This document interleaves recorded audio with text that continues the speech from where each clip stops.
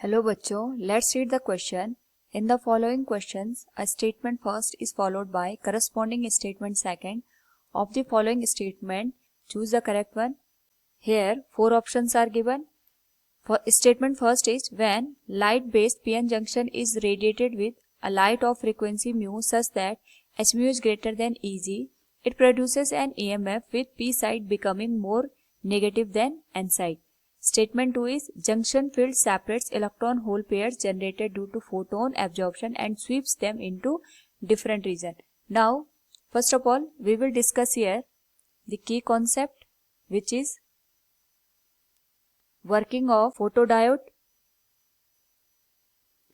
तो जब भी हम यहाँ पे ऑप्टो इलेक्ट्रॉनिक्स की बात करते हैं तो ऑप्टो इलेक्ट्रॉनिक्स डिवाइसेस वो डिवाइसेस होती हैं जो यहाँ पे पीएन जंक्शन के साथ लाइट का यहाँ पे एप्लीकेशन यूज करती है। तो उसमें से एक डिवाइस है फोटोडायोड। तो फोटोडायोड अपने आप में एक ऐसा पीएन जंक्शन है which acts in reverse bias condition, और साथ में यहाँ पे जो पीएन जंक्शन होता है उस पे हम लाइट को इंसिडेंट करवाते हैं। इस पर्टिकुलर केस को अगर हम समझें, इट इज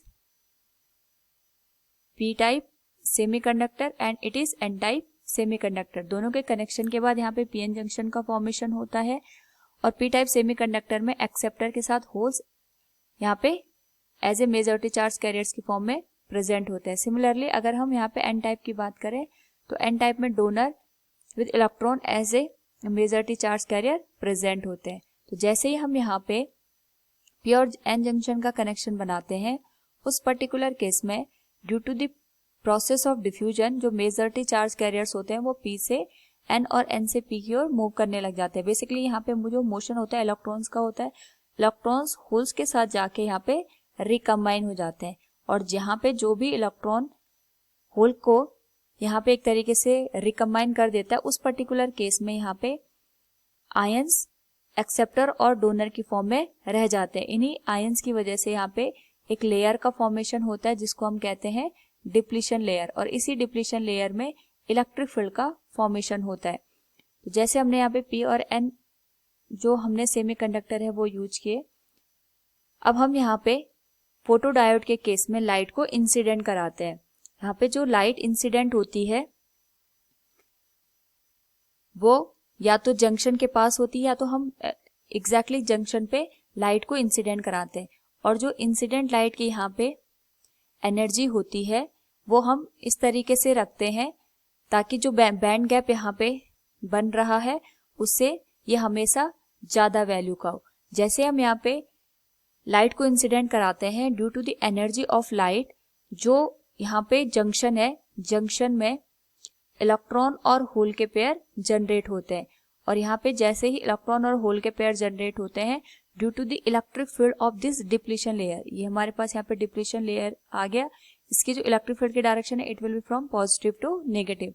यहाँ पे जैसे ही इलेक्ट्रॉन और होल का पेयर जनरेट होगा, उस पर्टिकुलर केस में जो इलेक्ट्रिक फील्ड है ये इनको डिफरेंट डिफरेंट रीजन में यहाँ पे मोशन दे देता है।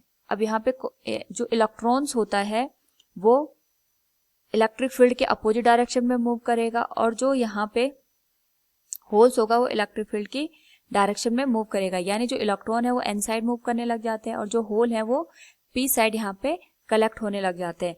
यानी जो इलेक्ट्रॉन है वो एन साइड मूव करेगा और जो होल है वो पी साइड यहाँ पे मूव करेगा। तो जो पी साइड है उसमें होल्स कलेक्ट हो जाते हैं और एन साइड में इलेक्ट्रॉन यहाँ पे कलेक्ट हो जाते हैं। यानी यहाँ पे जो इलेक्ट्रॉन है उनके ऊपर नेगेटिव चार्ज यहाँ पे इंक्रीज होता रहता है, और जो यहाँ पे होल्स हैं वो पी साइड में कलेक्ट होकर यहाँ पे पॉजिटिव चार्ज को इंक्रीज करते रहते हैं। इस वजह से यहाँ पे एक ईएमएफ जनरेट हो जाता है, और इस ईएमएफ की जो डायरेक्शन है अगर हम देखें तो जो पी साइड है ये एक तरीके से ज्यादा से ज्यादा होल यानी पॉजिटिव पोटेंशियल को यहाँ पे इंक्रीज कर रहा है, और एन साइड यहाँ पे नेगेटिव पोटेंशियल को या फिर नेगेटिव यहाँ पे ईएमएफ को ये इंक्रीज करता है। और अगर हम देखें जो पी साइड है वो यहाँ पे मोर पॉजिटिव हो जाता है और जो एन साइड है वो नेगेटिव हो जाता है। So we can see here from the given question जो स्टेटमेंट 1 है, when a light based PN junction is radiated with light of frequency mu such that H mu is greater than Eg, it produces an EMF with P side becoming more negative than N side.